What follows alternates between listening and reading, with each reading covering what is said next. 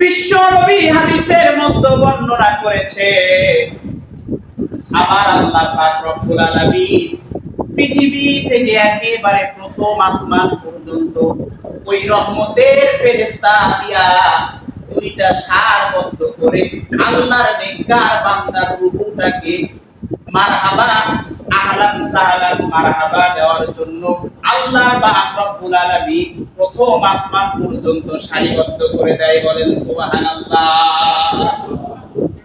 চতুর্দিকে বেলিষ্ট আল্লাহর বান্দা যখন মুমূর্ষু অবস্থার মধ্যে পড়ে যায়, মৃত্যু একেবারে হাতের কাছে হাত ছাড়ি দেয়। এ বন্ধু, বিশ্ব নবী বলেছেন এমন সময় মালাকুল মউত আজরাইল অর্থাৎ মৃত্যুর ফেরেশতা যখন হাজির হয়ে যায়, মৃত্যুর ফেরেশতা যখন হাজির হয়ে যায়, আল্লাহর বান্দা জান্নাতের নাজ নিয়ামত দেখে আর হাসে। ওই সময় আল্লাহর বান্দার অন্তরে কোনো কষ্ট থাকে না, আল্লাহর বান্দার অন্তরে কোনো বেদনা থাকে না, দুনিয়ার ভালোবাসা থাকে না, দুনিয়ার লোভ থাকে না, দুনিয়ার মোহ থাকে না। আমার মুসলমান বন্ধুরা রে, আল্লাহর বান্দা ওই সময় দুনিয়াটাকে ভুলে যায় আল্লাহর জান্নাতের প্রেমিক হয়ে যায়। বলেন সুবহানাল্লাহ। আল্লাহর বান্দা হাসে। এমন সময় মৃত্যুর ফেরেশতা হাজির হয়ে গেল।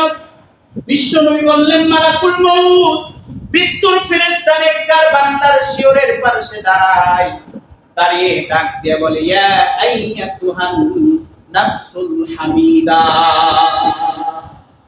ডাক দিয়ে বলে হে আল্লাহর শুকর গুজারকারী আত্মা, উখরিজি বের হও, উখরিজি বের হও, উখরিজি বের হও। বিশ্ব নবী বললেন সাহাবীরা রে, আল্লাহর নেককার বান্দার শরীর থেকে রূহটা কেমনে বের হয় তোমরা কি সেটা জানো? সাহাবীরা বললেন ইয়া রাসূলুল্লাহ, আল্লাহ এবং তার রাসূল ভালো জানে। বিশ্ব নবী হাতে একটা গ্লাস নিয়ে গ্লাসের পানিটা জমিনের ভিতরে ফেলায়া দিয়া গ্লাসটা উপর করে হাতের উপরে ধরে সাহাবীদের বলেন ও সাহাবীরা রে, এই গ্লাসের পানি যেমন সর্বশেষ পানি যেমন গ্লাসটা নিংড়ায়া নিংড়ায়া আস্তে করে আরামদায়ক ভাবে আমার হাতের ভিতর পড়েছে, ঈমানদার বান্দার রূহটা এই রকম ভাবে আস্তে আস্তে করে মালাকুল মউত ফেরেশতারা সে হাতে হাজির হয়ে যায়। বলেন সুবহানাল্লাহ। রূহটা যখন বের হয়ে যায়, এবার রহমতের ফেরেশতাদের মধ্যে কারাকারি শুরু হয়। এই রূহটা নিয়ে কে সর্বপ্রথম আল্লাহর আদালতে যাবে? সুবহানাল্লাহ বলেন। রূহটার মধ্যে নেওয়ার জন্য কারাকারি হয়ে যায়। এইবার জান্নাত থেকে সাদা একটা মখমল কাপড় আনা হয়, আল্লাহর বান্দার রূহটা ওই কাপড়ের মধ্যে ঢাকিয়ে আবৃত করে জান্নাতি সুঘ্রাণ মেখে আল্লাহর বান্দার রূহটা দুনিয়া থেকে একবারে শব্দ বাতাসে ইল্লিন নামক স্থানে পৌঁছায় দেওয়া হয়। বলেন সুবহানাল্লাহ। দুনিয়া থেকে যখন উপর দিকে উঠে, প্রথম আসমানের ফেরেশতা বলে কে, কার রূহ, যার রূহ থেকে এত সুঘ্রাণ বের হচ্ছে। তখন ফেরেশতারা বলে ফুলান ইবনে ফুলান, অমুকের ছেলে অমুক, বাবার নাম সহ বলে সুবহানাল্লাহ বলেন। বলে ফুলান ইবনে ফুলান, অমুকের ছেলে অমুকের রূহ বলে এত সুঘ্রাণ বের হচ্ছে। বলে আল্লাহর বান্দা দুনিয়ার জমিনে নেক কাজ করেছে, যার কারণে আমার আল্লাহ পাক রব্বুল আলামিন এই বান্দাটাকে জান্নাতি ঘোষণা করেছে। দুনিয়ার আসমান, প্রথম আসমান ভেদ করে তৃতীয় চতুর্থ পঞ্চম সপ্তম আসমানে এমন একটা জায়গা আছে যার নাম হলো ইল্লিন।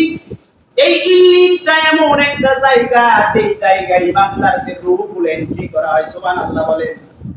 এবার ফেরেশতা যখন ইল্লিনে চলে যাবে, ইল্লিনে যাওয়ার পরে সপ্তম আসমানের উপরে ইল্লিন নামক স্থানে ঈমানদার বান্দার রূহ এন্ট্রি করার পরে আমার আল্লাহ পাক রব্বুল আলামিন ডাক দিয়ে বলবে ও ফেরেশতারা রে, আমার বান্দার রূহটা আবার দুনিয়াতে নিয়ে কবরের মধ্যে স্থাপন করে দাও।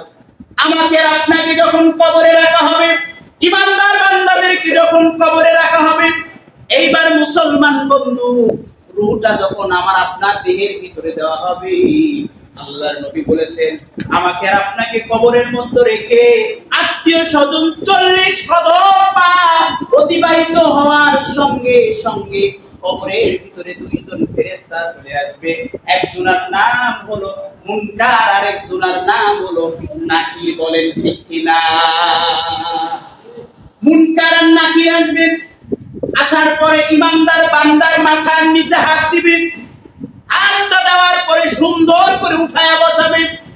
বসানোর পরে সর্বপ্রথম জিজ্ঞাসা করবে মান রব্বুকা, তোমার রব কে? 2 নম্বর প্রশ্ন হবে মা দীনুকা, তোমার দিন কি?